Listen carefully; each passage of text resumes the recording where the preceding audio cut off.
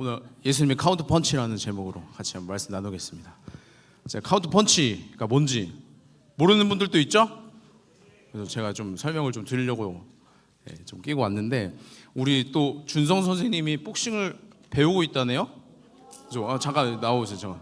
카운터 펀치 뭔지 알려줄게.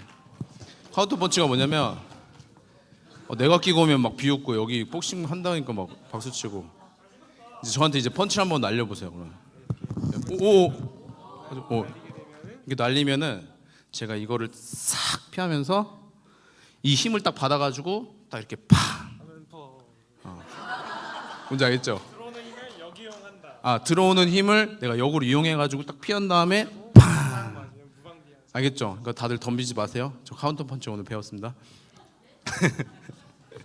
오늘 예수님의 카운터 펀치 라는 제목으로 같이 말씀을 좀 나눠보고 싶은데, 하나님께서 우리 가운데 주시는 많은 은혜들이 있습니다. 특별히 오늘 그 은혜에 어떻게 보면은 없으면 안 될 일, 부활에 대한 또 우리가 기념하는 부활절이죠. 지난주가 무슨 주일? 고난주일이 아니라 종려주일, 그리고 고난주간을 지냈죠. 봐봐, 설명해도 모른다니까요. 지난주에 막 이제 웰컴 팀이 뭐 했어요? 월계수는 이제 이렇게 쓰는 거, 나뭇잎, 그죠? 무슨 나무? 종려나무 가지를 당시에 이제 흔들었단 말이에요. 뭐 언제 흔들었다는 거예요? 예수님이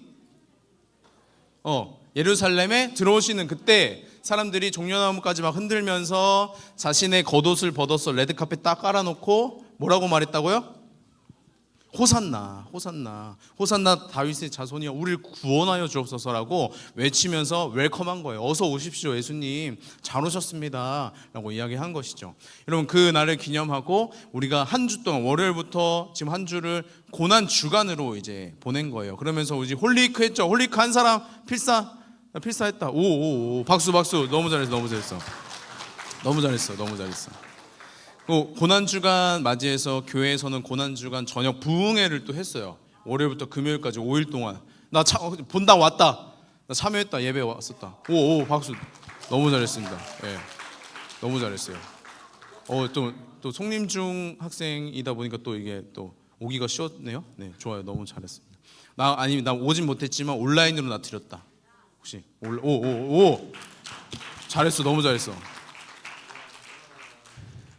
여기는 오는 게 좀 뭐 기적과 같은 일이죠. 너무 멀어, 그죠? 온라인으로 너무 잘했습니다.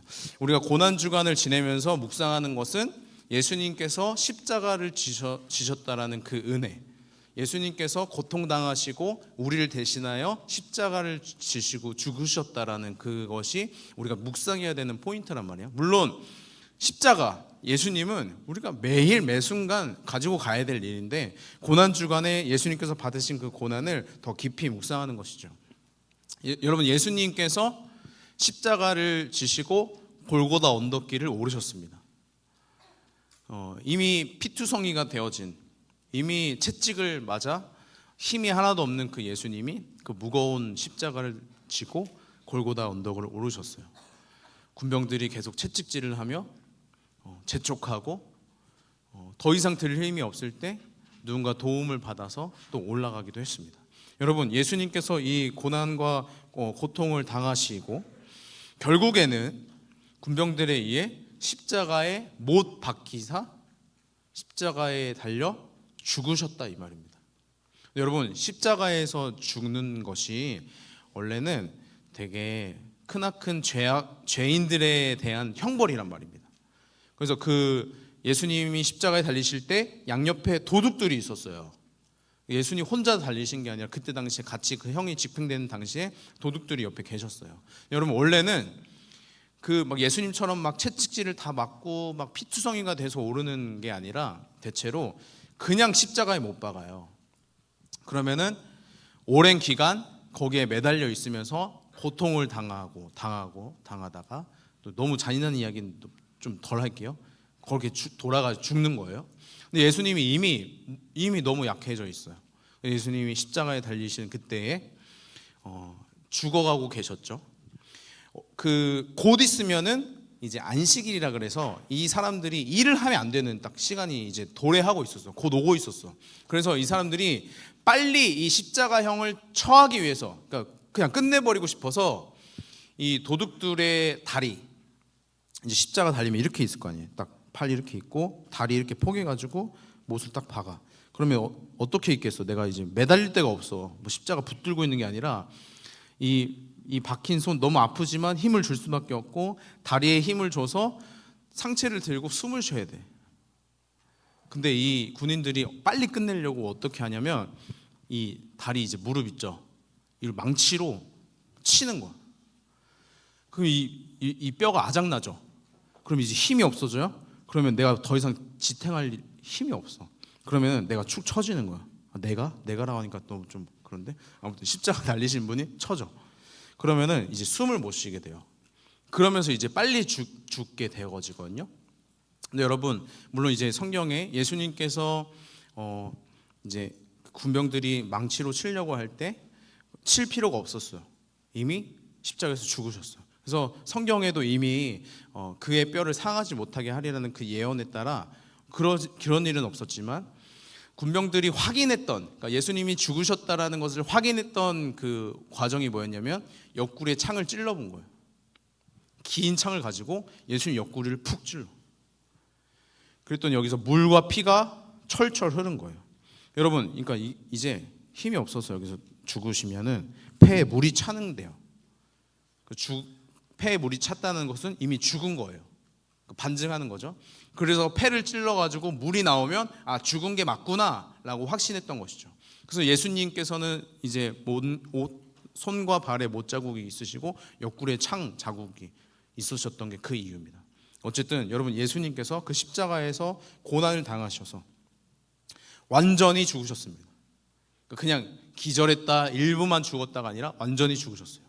그리고 아리마대 사람, 이 부자였어요. 요셉이라는 사람이 예수님의 이 시체를 이제 받아서 간청합니다. 달라고 받아서 이 새로운 빈 무덤에 안치합니다. 그러니까 당시에는 이제 바위를 막 이렇게 깎아가지고 이렇게 시체를 거기다 이렇게 안치하는 무덤이 그렇게 카톡 이렇게 있었습니다. 그러니까 예수님께서 완전히 죽으시고 그 돌무덤에 안치되어 장사 되신 것이죠. 여러분, 이 예수님께서 고통을 당하시고 고난을 당하시고 십자가에서 죽으셨을 때 가장 기뻐했던 존재가 누구겠습니까? 저는 아닙니다. 일단 저는 아니에요. 예수님께서 죽으셨을 때 드디어 죽었구나. 그죠? 사단, 마귀라고도 하는 사단은 기뻐하겠죠. 왜냐하면 원하던 바니까요. 하나님의 아들 예수라는 자가 왔고 그 자를 우리가 처단해야겠다.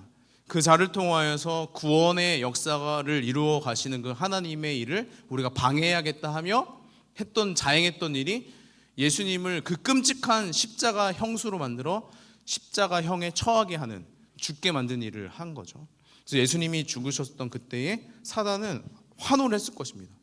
드디어 죽었다. 드디어 우리가 승리했다.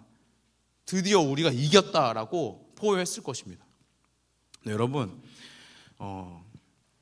아담과 하와가 선악과를 먹었잖아요. 그 먹었을 때, 죄를 지었을 때 누가 그 거짓말을 이렇게 하면서 꿰었어요? 뱀이, 그 자식. 그죠? 작년에 이제 연극할 때 그래서 안 좋은 기억이. 저도 본 사람 또 그래요. 본 사람 또. 아무튼 뱀이 이렇게 거짓말했죠. 하나님은 너가 선악과를 먹으면 반드시 죽을 것이라고 말씀하셨는데 뱀은 너가 죽을까 하노라. 그러니까 하나님이 너가 먹으면 죽을까봐 혹시 그러면 어떡하지? 라는 마음에 말씀하신 거지. 에이 뭐 한번 먹어봐. 얼마나 맛있어 보여. 라고 이렇게 왜곡한 거죠. 하나님의 말씀을 왜곡해서 범죄케 했습니다.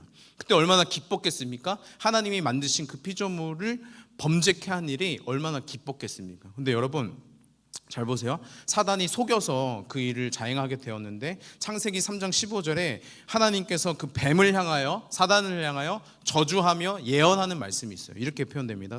창세기 3장 15절.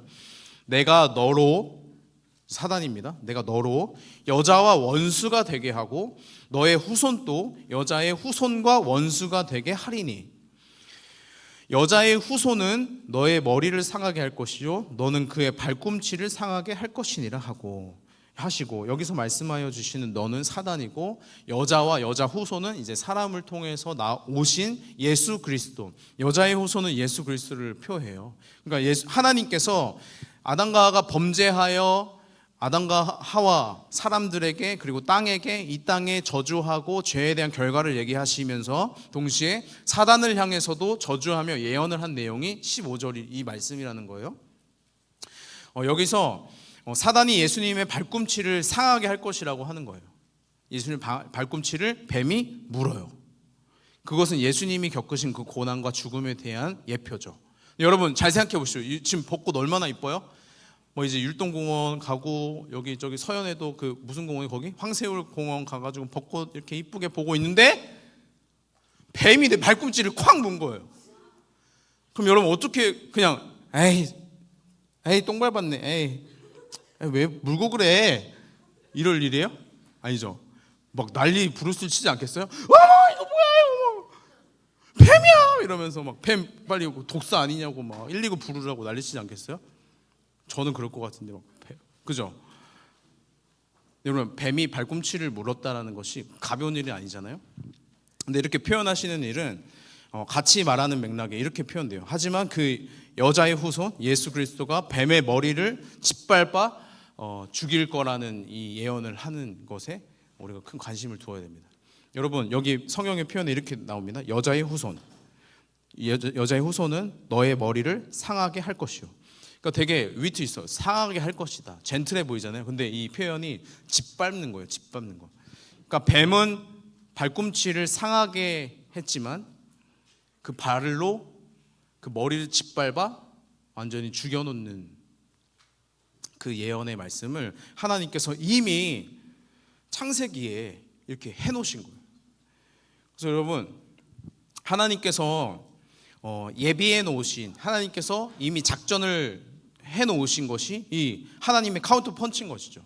뱀이, 사단이 예수님 그 예수 그리스도 하나님의 아들을 십자가에 죽게 하심으로 발목을 물어 상하게 했지만 하나님은 이미 준비하셨습니다.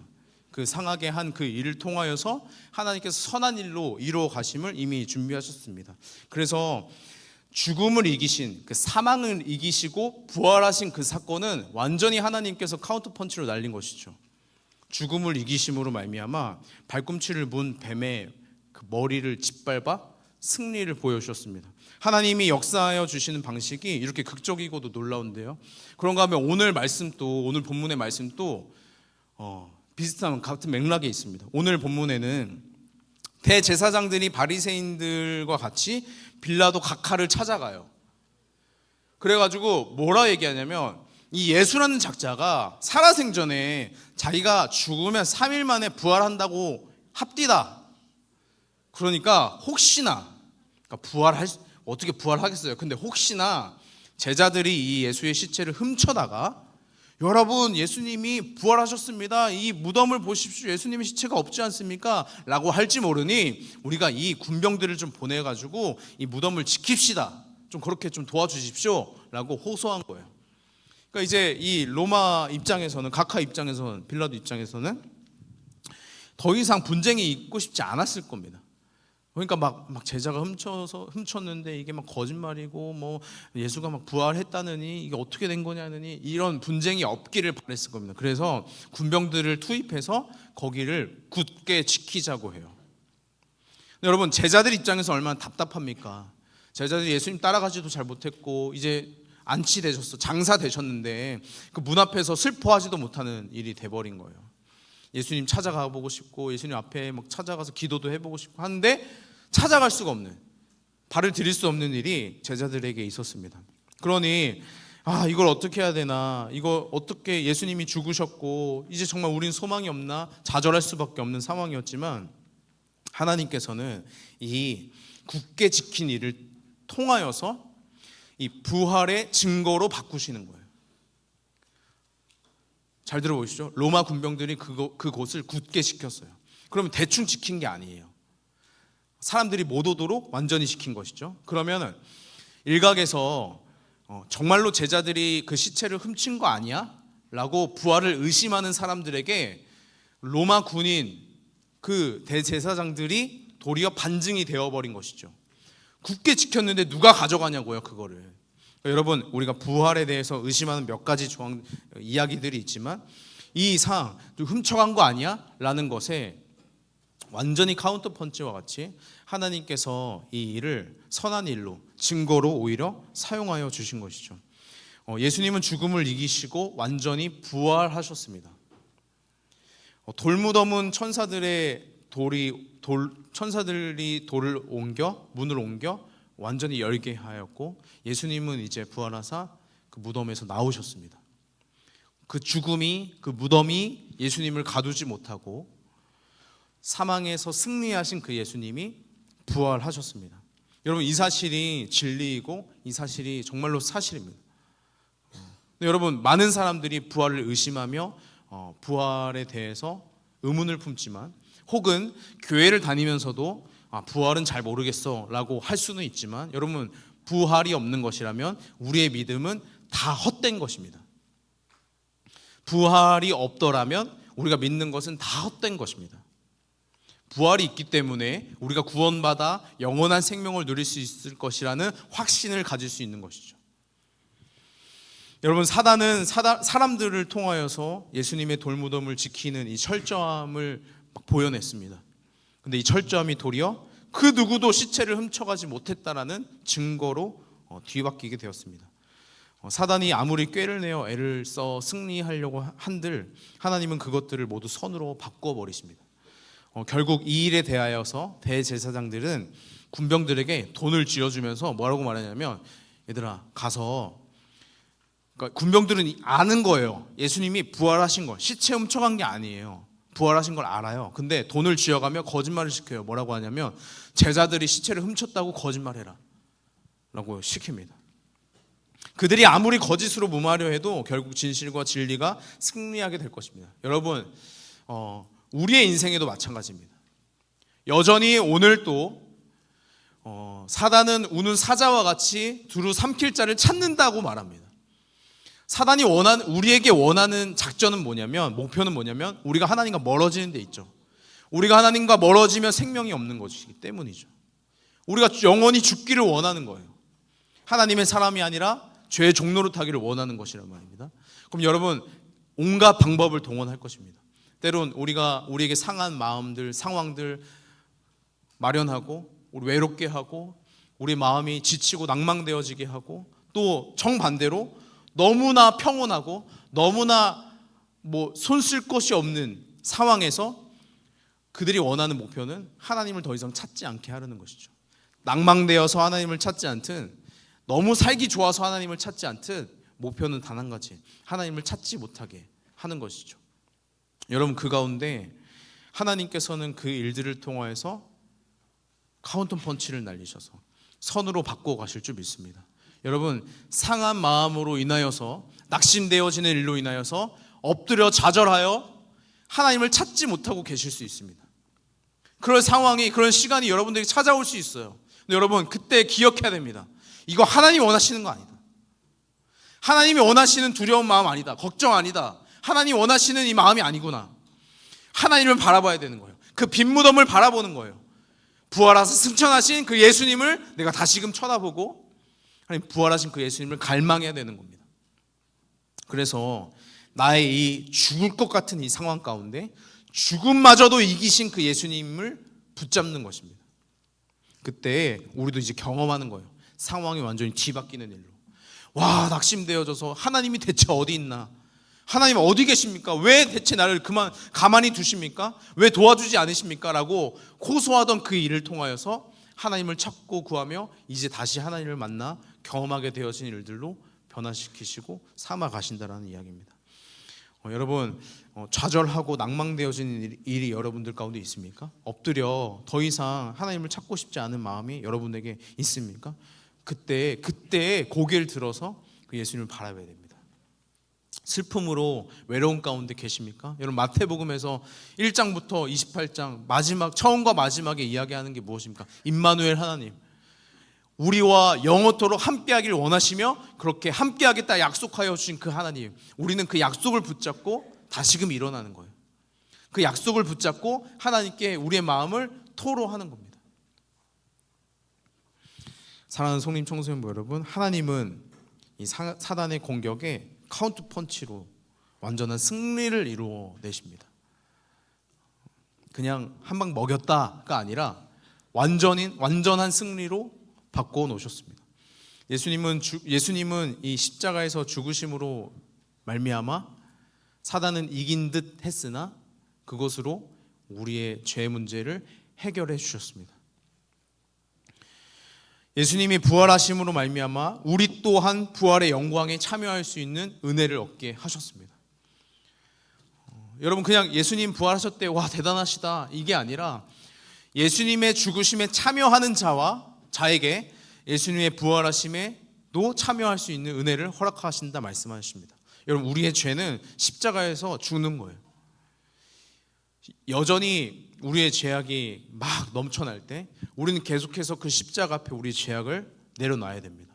그래서 우리의 죄는, 나의 죄된 존재는 십자가에서 예수님과 함께 십자가에 못 박혀 죽고 부활하신 그 예수님과 함께 부활에 참여하며 또 부활을 소망하며 살아가는 것, 그것이 여러분 우리가 가져가야 될 신앙입니다. 이 사실을 믿고 머리로 아는 것 여러분 중요하죠. 근데 삶이 드러나야 됩니다. 그냥 나 이 사실을 알아, 여러분 그거 무슨 소용이 있습니까? 여러분의 삶을 변화시키지도 못하는 그 복음이 무슨 능력이 있냐고요. 복음의 능력이 있습니다. 구원받은 자에게는 그 삶이 변하는 일들이 분명하게 드러날 것입니다. 여러분들의 삶이 구원받은 사람으로서 계속해서 드러나길 소망합니다. 이제는 죽으신 예수님과 함께 십자가에 못 박혀 죽고 부활하신 예수님과 동행하는 저와 여러분들 되시기를 축복하고 또 소망합니다. 같이 찬양.